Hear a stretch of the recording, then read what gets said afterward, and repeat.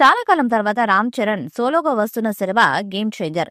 Mega fans waiting peaks లో ఉంది. సినిమాపై అంచనాలు కూడా భారీగా ఉన్నాయి. తమిళ స్టార్ డైరెక్టర్ శంకర్ డైరెక్షన్ లో వస్తున్న ఈ సినిమా కోసం అటు తమిళ జనాలు కూడా ఎదురు చూస్తున్నారు. ఇప్పటికే టీజర్ లాంచ్ తో ప్రమోషన్స్ ను చాలా గ్రాండ్ గా స్టార్ట్ చేశాడు రామ్ చరణ్. టీజర్ లాంచ్ కు నార్త్ లో మంచి రెస్పాన్స్ వచ్చింది. త్వరలోనే ట్రైలర్ కూడా రిలీజ్ అయ్యే ఛాన్స్ ఉంది.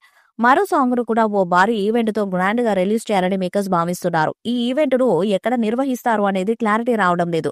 చెన్నైలో నిర్వహించే ఛాన్స్ ఉందనే వార్తలు వస్తున్నాయి. ఇక హైదరాబాద్ లో కూడా భారీ ఈవెంట్ ను మేకర్స్ ప్లాన్ చేస్తున్నట్టు వార్తలు వస్తున్నాయి. దాదాపుగా సినిమా షూటింగ్ ఫైనల్ స్టేజ్ లో ఉంది. ఓ సాంగ్ ను కూడా షూట్ చేయాల్సి ఉంది. ఇక 3వ పాట అప్డేట్ ఇచ్చాడు తమన్. ఈ మెలోడీ పాటకు సంబంధించిన అనౌన్స్మెంట్ ను ఈ నెల 22న, దీని ప్రోమోను ఈ నెల 25న, ఫుల్ పాటను ఈ నెల 27న రిలీజ్ చేయబోతున్నట్లు ట్వీట్ చేశారు. ఈ మూవీ వచ్చే ఏడాది జనవరి 10న రిలీజ్ కానుంది. అగ్ర నిర్మాత దిల్ రాజు సంక్రాంతి సీజన్ లో శ్రీ వెంకటేశ్వర క్రియేషన్స్ బ్యానర్స్ పై ఖచ్చితంగా ఒక సినిమా రిలీజ్ అయ్యేలా ప్లాన్ చేస్తారు. ఆ బ్యానర్ నుంచి వచ్చిన ఎన్నో సినిమాలు సంక్రాంతికి మంచి సక్సెస్ ను అందుకున్నాయి. చాలా మంది family audience first Dil Raju నిర్మించిన సినిమాలకే ప్రాముఖ్యత కూడా ఇస్తారు.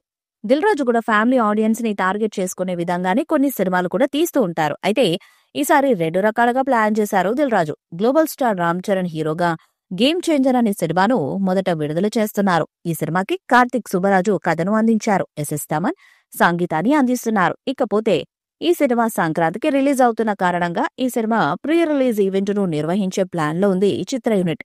ఆంధ్రప్రదేశ్ లో అమరావతిలో ఈ సినిమాకి సంబంధించిన ఈవెంట్ ను ప్లాన్ చేయనున్నారు. అయితే ఈవెంట్ కి పవర్ స్టార్ పవన్ కళ్యాణ్ ముఖ్య అతిథిగా హాజరయ్యే అవకాశాలు కూడా ఉన్నాయి. ప్రస్తుతం పవన్ కళ్యాణ్ ఆంధ్రప్రదేశ్ లో డిప్యూటీ సీఎంగా సేవలు కొనసాగిస్తున్నారు.